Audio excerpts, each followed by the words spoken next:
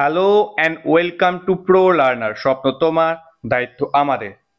প্রত্যেক দিনের মতো আমি রানা মণ্ডল তোমাদের প্রিয় class GK of the day নিয়ে হাজির। আজ ক্লাস নম্বর 8। এই ক্লাসে আমি কিছু গুরুত্বপূর্ণ জিকে এমসিকিউ এবং সঙ্গে তার ব্যাখ্যা আলোচনা করব। ডেফিনেটলি ভালো লাগবে, যেগুলো WBCS, WBP, KP rail, MTS, CGL, CHSL প্রভৃতি পরীক্ষাতে গুরুত্বপূর্ণ হতে চলেছে। ভিডিওটি ভালো লাগলে অবশ্যই সাবস্ক্রাইব করবে যদি উপকৃত হও। চলো শুরু করা যাক। ভারতের দীর্ঘতম জাতীয় সড়ক NH44 সংযুক্ত করেছে। অর্থাৎ ভারতের দীর্ঘতম জাতীয় সড়ক কি? NH44, national highway 44। এটা কোন দুটো জায়গাকে কানেক্ট করেছে? এক্সট্রিম পয়েন্ট দুটো কি?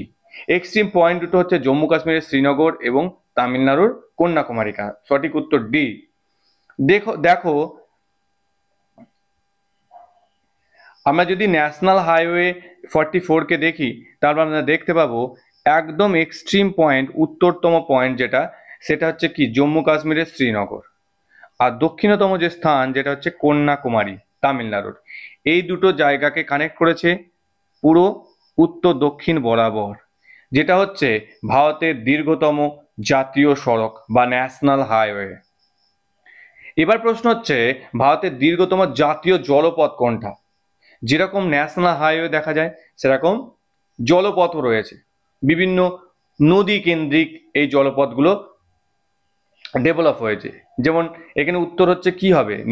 দীর্ঘতম জাতীয় জলপথ হচ্ছে, উত্তর হচ্ছে এ, ন্যাশনাল হাইওয়ে 1, যেটা গঙ্গা নদীর উপর বেস করে তৈরি হয়েছে। গঙ্গা, ভাগীরথী, হুগলি নদী ব্যবস্থার উপর তৈরি হয়েছে কি? ভারতের দীর্ঘতম জাতীয় জলপথ, ন্যাশনাল ওয়াটারওয়েজ।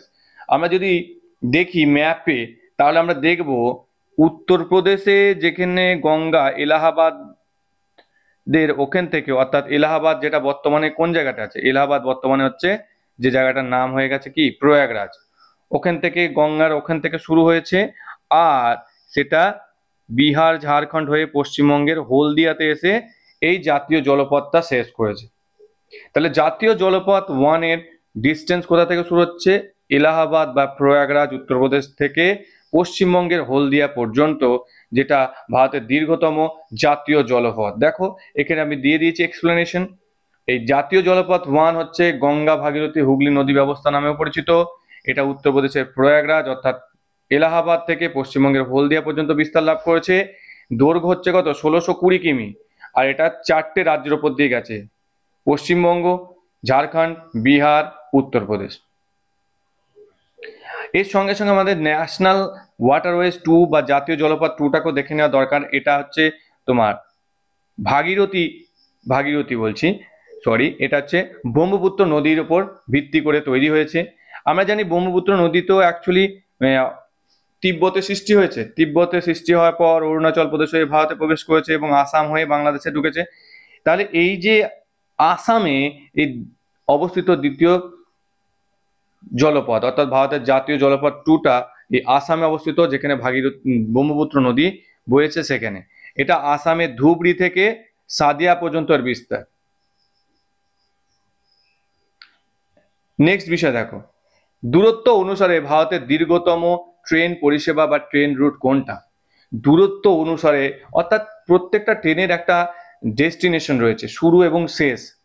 এই যে দূরত্বটা কোন ট্রেনের সব থেকে বেশি, সেটা হচ্ছে বিবেক এক্সপ্রেসের।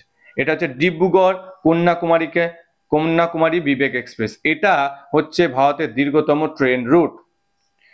তাহলে ভারতের দীর্ঘতম ট্রেন পরিষেবা বা রুট হচ্ছে বিবেক এক্সপ্রেস, ডিব্রুগড় কন্যাকুমারী।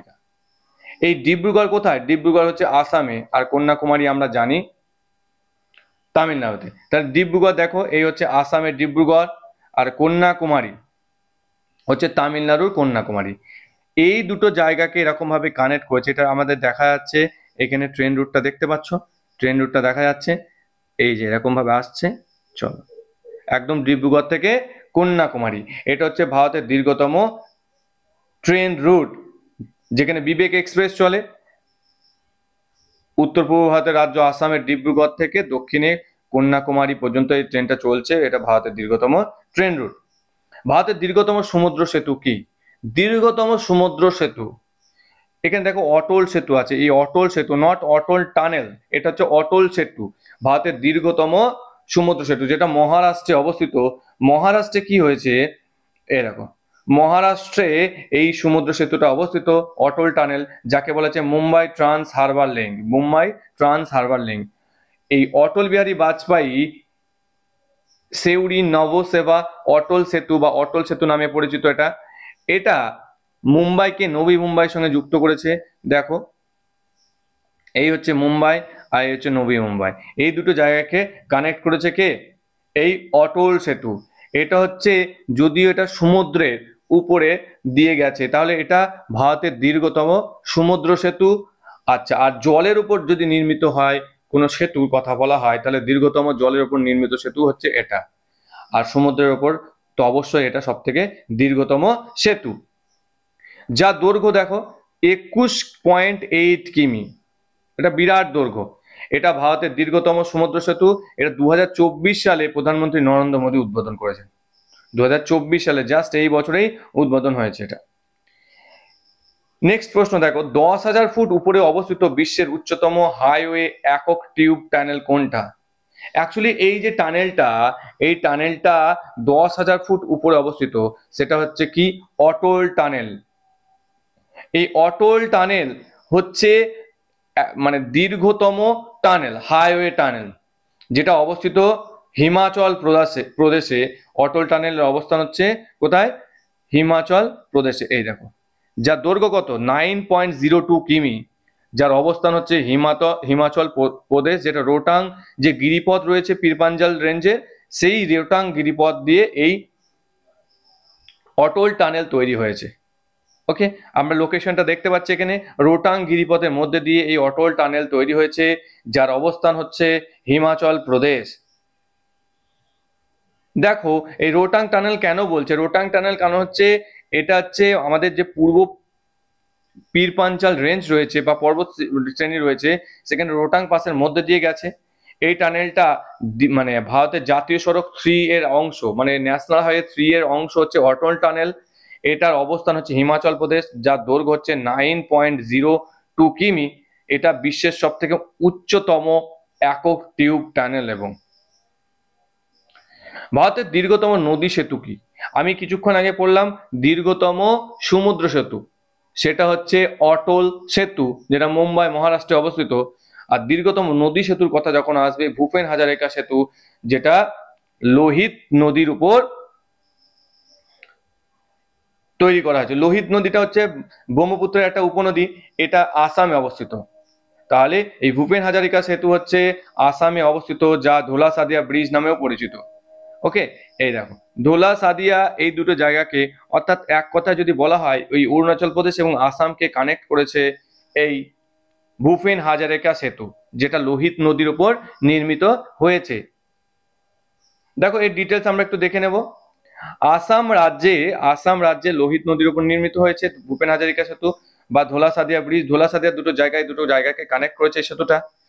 এটা হচ্ছে ভারতের দীর্ঘতম নদী সড়ক সেতু, জলের উপর নির্মিত, এটা দ্বিতীয় দীর্ঘতম, জলের উপর নির্মিত দ্বিতীয় দীর্ঘতম। কারণ কেন, অটল সেতু রয়েছে, ওটা সমুদ্রের উপর হলে হবে কি, ওটা তো জলের উপর, তার জন্য ওটা প্রথম।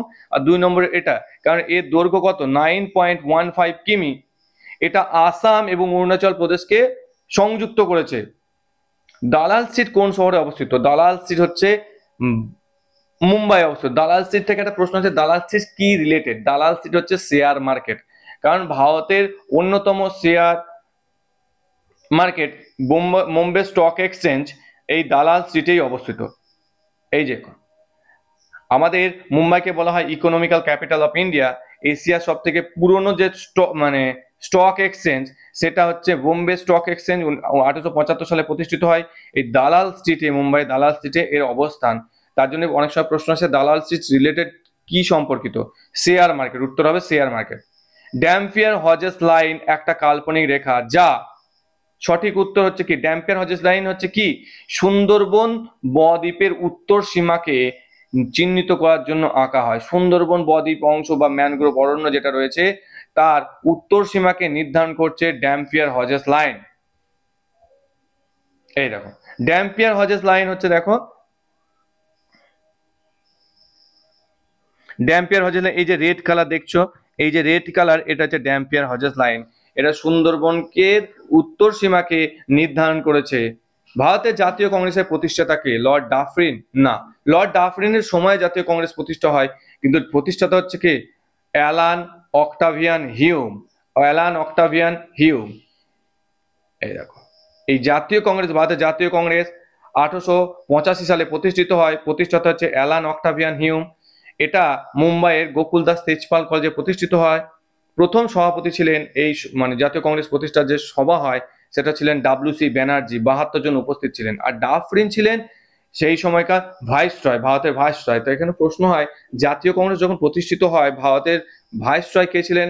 লর্ড ডাফরিন, যিনি জাতীয় কংগ্রেসকে বলেছিলেন মাইক্রোস্কোপিক মাইনরিটি বলে উল্লেখ করেছিলেন। ভারত সরকারের প্রধান আইন উপদেষ্টা কি? খুব ভালো প্রশ্ন। আইন উপদেষ্টা, ভারত সরকারের আইন উপদেষ্টা হচ্ছে, এখানে উত্তর নেই, হওয়া উচিত ছিল অ্যাটর্নি জেনারেল। তাহলে এখানে উত্তর আপাতত ডি। আমরা জেনে নেব ভারত সরকারের প্রধান আইন উপদেষ্টা কে। ভারত সরকারের সর্বোচ্চ আইনি উপদেষ্টা হচ্ছেন অ্যাটর্নি জেনারেল। রাষ্ট্রপতি এই অ্যাটর্নি জেনারেলকে নিযুক্ত করেন। ভারতের সংবিধানে 76 নম্বর ধারাতে এই অ্যাটর্নি জেনারেলের উল্লেখ আছে। তাহলে যখন কেন্দ্র বা ভারতের সর্বোচ্চ আইনি উপদেষ্টা অ্যাটর্নি জেনারেল, তাহলে প্রশ্ন আসতে পারে রাজ্যের সর্বোচ্চ আইনি অফিসার কে? ভারতের রাজ্যগুলির সর্বোচ্চ আইনি অফিসার হচ্ছেন অ্যাডভোকেট জেনারেল। রাজ্যের প্রধান আইনি উপদেষ্টা বা অফিসার, এই সাংবিধানিক ধারা হচ্ছে 165টা। আশা করি ভিডিওটি থেকে তোমরা উপকৃত হবে। আর যদি উপকৃত হও তাহলে আমাদের একটু সাপোর্ট করো, আমাদের উৎসাহ যোগাতে অবশ্যই সাবস্ক্রাইব করো আমাদের ইউটিউব চ্যানেল প্রো লার্নার, আর বন্ধুদের মাঝে শেয়ার করো। আর এটা অবশ্যই জানাবে তোমরা কে কোন ডিস্ট্রিক্ট থেকে দেখছো প্রো লার্নার এর এই ভিডিওগুলো। ধন্যবাদ।